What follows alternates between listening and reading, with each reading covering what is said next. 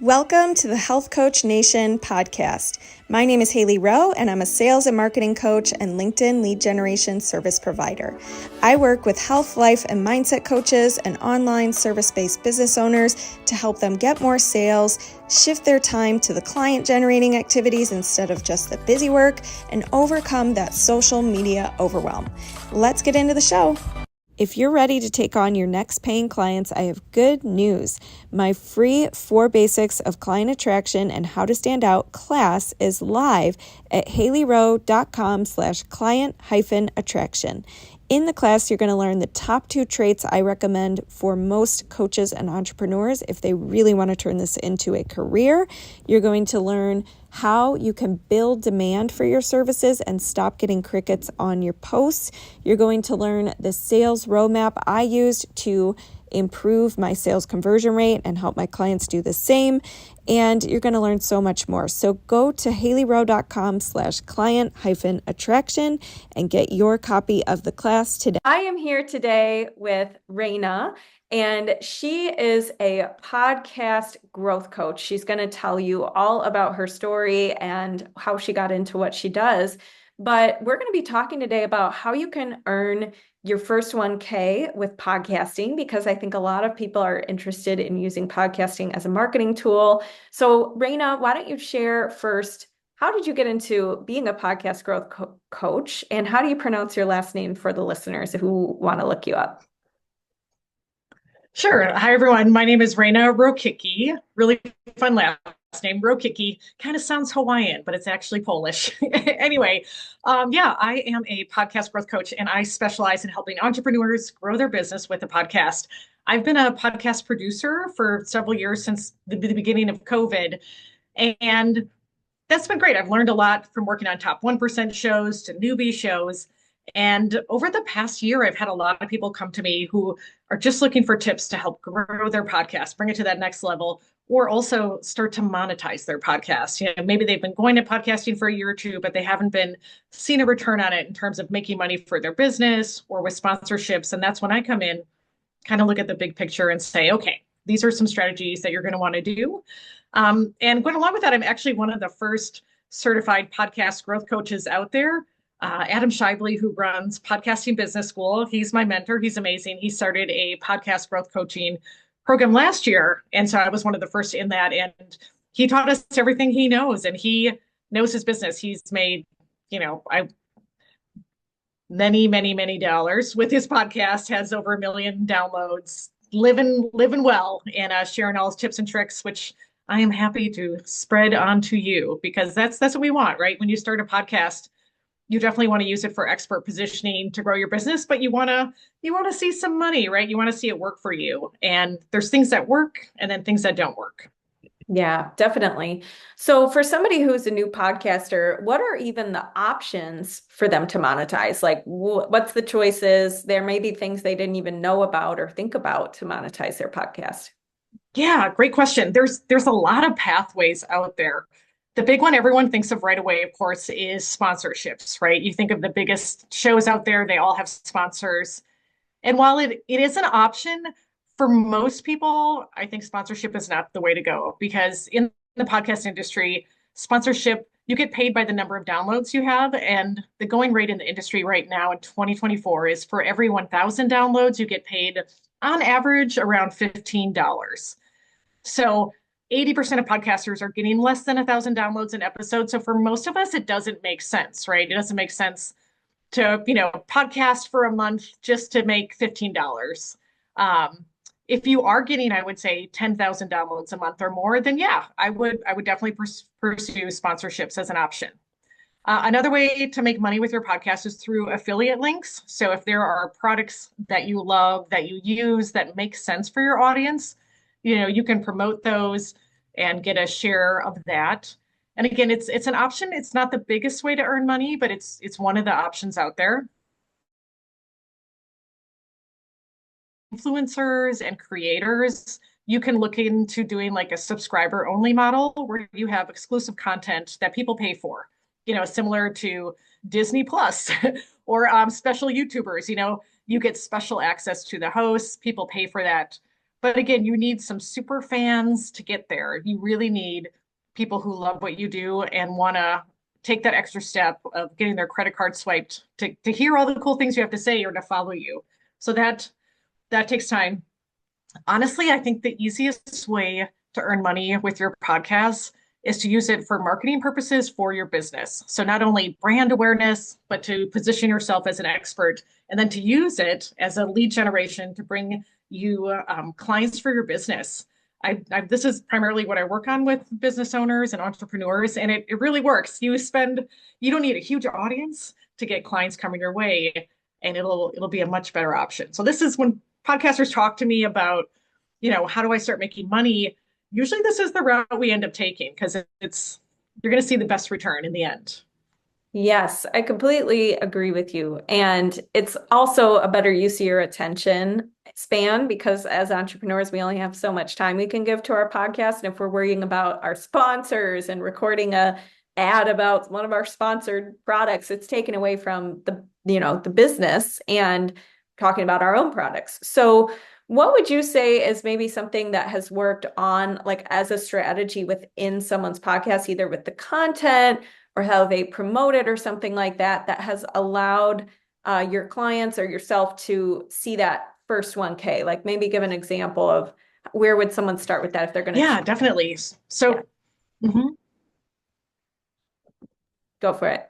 Yeah, there are a couple things to think about when you're thinking about using your podcast to grow your business. The first thing you're going to want to think about is expert positioning. You want to make sure that the content you're putting out there positions you as an expert. And, sometimes I see podcasters who only do interview shows. And while it's great to build your network with guests, that's a super fun way to do it. You're not actually positioning yourself as an expert. So I'm not saying don't ever do interviews, but I would say follow the two-thirds expert positioning rule, where two-thirds of your episodes are you doing solo episodes where you're giving advice, you're giving strategies, you're showing what you know. Maybe you're bringing a client on and you're talking about the transformation they had with you. Those would be good shows to get that expert positioning. And then the other third of the time, yeah, do interviews, grow your network with it, and so on. But if you're only doing interview shows, people only see you as a great interviewer. They see your guest as the expert. So just first, you want to kind of check the show format you're doing. And if you haven't been doing solo episodes, now's the time to dive into that. And in particular, December is a great time to switch your podcast format. December traditionally is a time when podcasters are going to see a dip in their download numbers because people's schedules are disrupted with the holidays and traveling and family. So if you're like, oh, I don't know, I've been doing it this way for so long, this is a great time to experiment and just kind of start to slowly transition. So first of all, think of expert positioning. That's what you want to do first.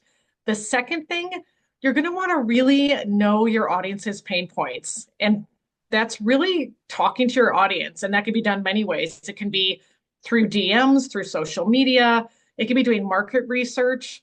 I highly recommend like reaching out on whatever platform you're on, Threads, Instagram, LinkedIn, TikTok, YouTube, finding 10 people who you know are your ideal listeners and just digging into their time, finding out what are the biggest problems they have and what does success look like to them. Once you really know what your audience wants, this is going to be the gold you can use to develop an anytime offer. And when I say anytime offer, it's really just something you can offer your audience at any time. Like the name implies, it's a short-term offer. So maybe it's 2 weeks where they're working with you, where you can solve one of those problems, one of those pain points. And it's like a quick win. But again, you've got to do the research to know what your audience wants. Sometimes people think they know what their audience wants and they spend all this time and energy developing a program, filming 6 months of a course, and then they find out it's not really what their audience wants. So I don't want you to do that. I want you to go out and double check with your audience, make sure you understand them first, you understand their biggest needs, then develop, like a 2-week consulting package, a 2-week, coaching service provider, where again, you're going to give them a quick win. And then when you have this offer, here's the key. I want you to promote it on your show as the one call to action. So I'm going to say that again. I want you to promote it as the one call to action for like 8 to 10 episodes, 8 to 10 weeks in a row. Again, a lot of time people are like, okay, I know what my audience wants. I'm doing solo episodes. I promoted it twice on my show, once on Instagram, and no one bought it. And then they feel deflated. But as we know, you gotta keep telling your audience about it again and again. So be strategic with your episodes. Talk about this pain point, talk about strategies, talk about tips. And then I always come back to the idea of, hey, if you're struggling with this, reach out. I've got a 2 week coaching offer. It's $500. We can work together in 2 weeks, solve this problem for you. Sign up for a free discovery call. Let's see if this is the right fit.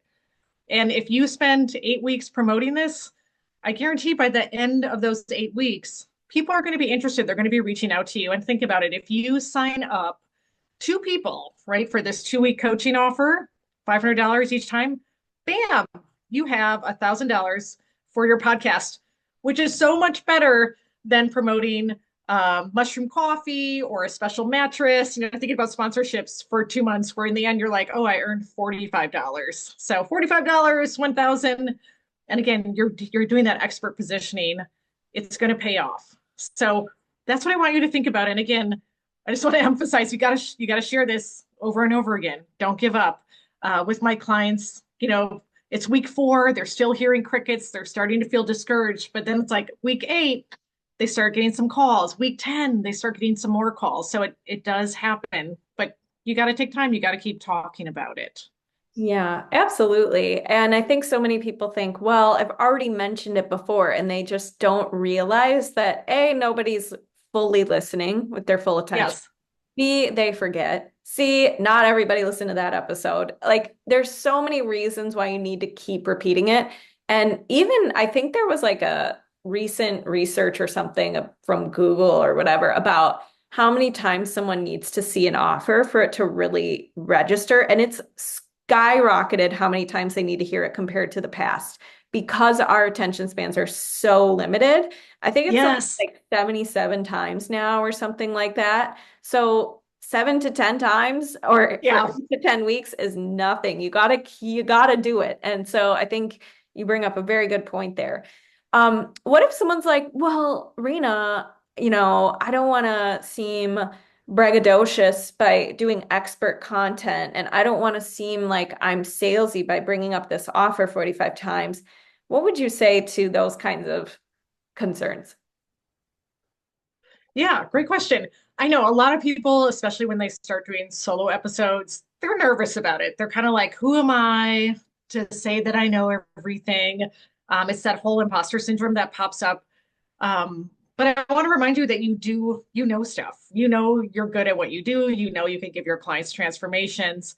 You just have to believe in yourself. And like everything in life, it takes practice to be more comfortable. It takes practice to get used to it. It takes practice to talk about what you do without being preachy, without being salesy. And you're never going to get better at it unless you start. So you just have to start. And maybe some of those first episodes aren't your best, but it's okay. Everybody starts somewhere, and you're going to get better and better over time. You're going to find the right language that clicks with your audience. But the only way to do that is to try it out. You're going to know if it resonates or not by when people start to reach out to you, excuse me. So that you got to try. That's all I can really say about that.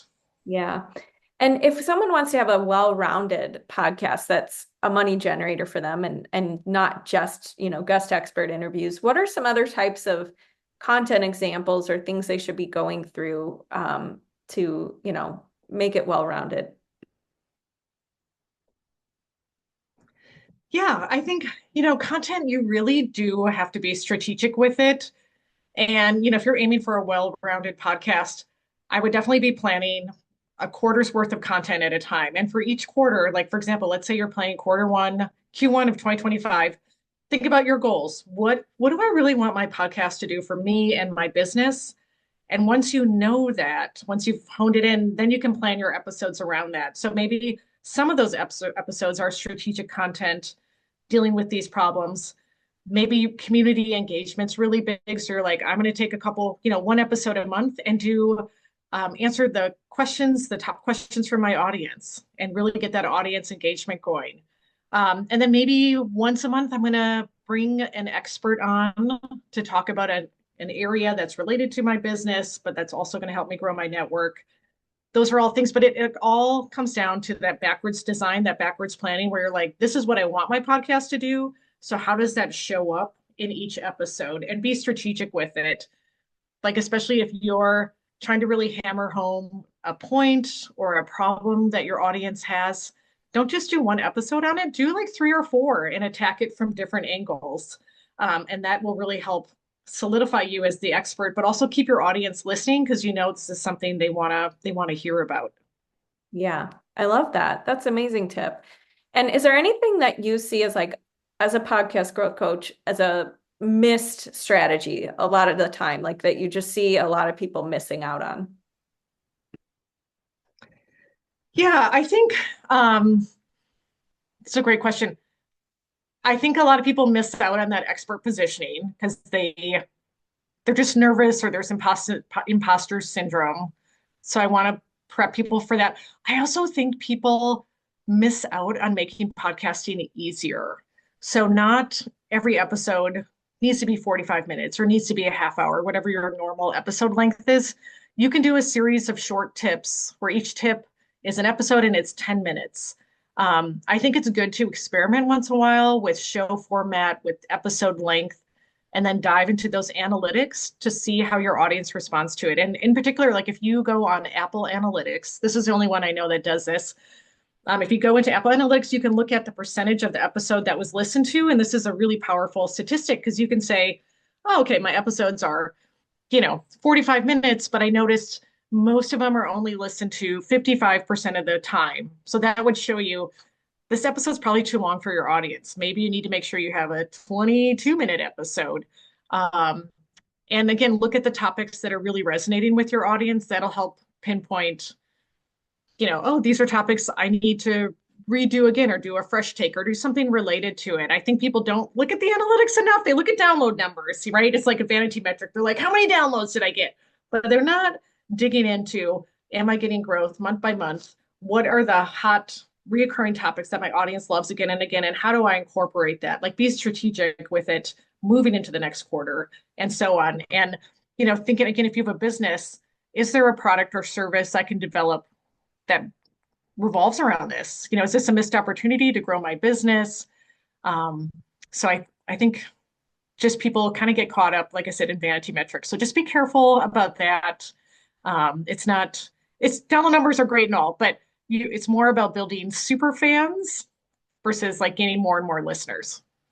Yeah, totally. I need to look at Apple Analytics. I didn't know that. That's a fun hack. All right. Yeah. So where can everybody connect with you and learn more about you?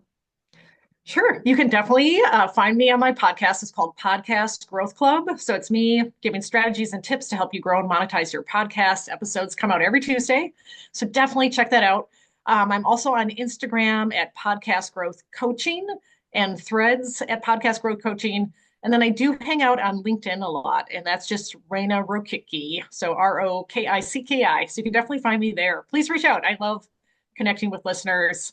I love knowing about your obstacles because I might be able to point you in an episode of, excuse me, I might be able to point you to an episode that will help solve it. Or you just help me out, and now I'm going to make a new episode based on your question. I love it. Well, thank you so much. And for any of the listeners, there's more podcasts we've done on podcast growth. So we'll link those to the show notes and really appreciate you for being here. We'll put your podcast as well in the show notes and all the links, and I'll talk to you soon. Thanks so much for listening to this podcast. And if it's really helpful for you, I'd really appreciate if you share it and or leave a written podcast review. This tells the podcast sites that our show is useful and it will be promoted to more people that way. Thanks again.